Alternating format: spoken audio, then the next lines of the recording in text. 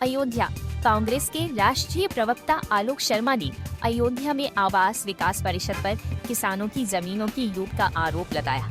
उन्होंने कहा कि परिषद कौड़ियों के दाम पर किसानों की जमीन लेकर ऊंचे दामों पर बेच रही है। आम जनता की जमीन जबरन छीनी जा रही है, जो असंवैधानिक, अनैतिक व अलोकतांत्रिक है। अयोध्या धाम के सप्तसागर में मनीषा गुप्ता का घर गिराने पर भी एडीए व प्रशासन को घेरा। कि मैं समझता हूं कि आवास विकास परिषद जो है वो मुख्य तौर पर इस पूरे ज़मीन के कम दाम पर लेकर ज़्यादा दाम पर बेचना और 2013 के लैंड एक्विजिशन बिल की धज्जियां उड़ाने में मूल जो विभाग है वो आवास विकास परिषद है।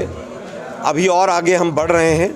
मुझे लगता है कि सरकार के बाकी विभाग भी कहीं ना कहीं सहयोग करते हुए पाए जाएंगे।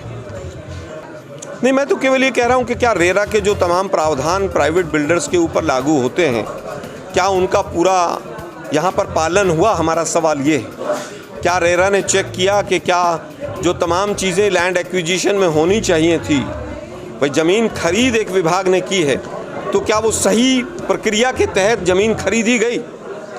रेरा को पूरा देखना चाहिए।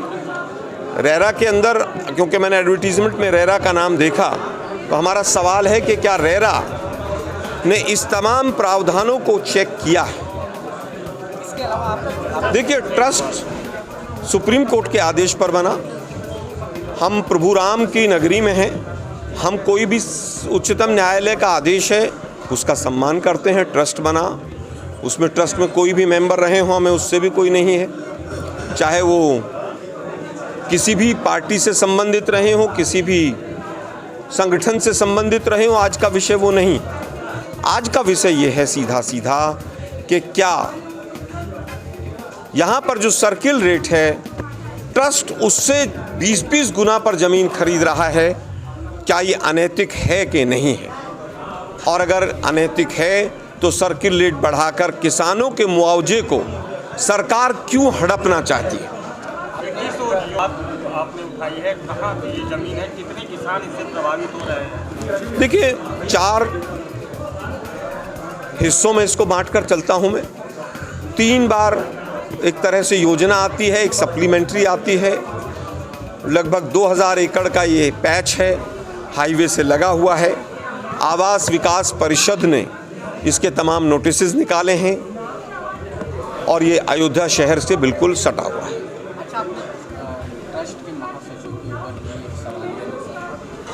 देखिए, उनके ऊपर तो मैं क्या लगाऊंगा, तमाम मीडिया के साथ ही सवालिया निशान लगाते रहते हैं। मैंने केवल ये कहा कि ट्रस्ट के महासचिव क्या तमाम नैतिक चीज़ों को ध्यान में रख रहे हैं कि नहीं रख रहे हैं? क्या ट्रस्ट यहाँ के सर्किल रेट से वाकिफ़ है कि नहीं है? प्रक्रिया पर सवाल हैं।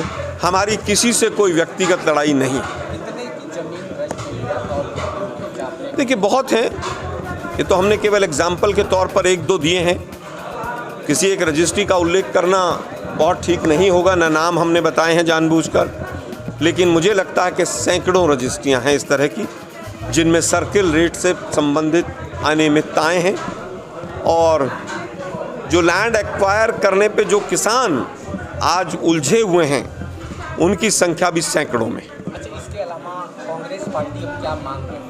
कांग्रेस पार्टी ने 3 मांगे की हैं कि जो अभी तक पूरी प्रक्रिया है ये गैर कानूनी तरीके से है, ये तुरंत बंद होनी चाहिए।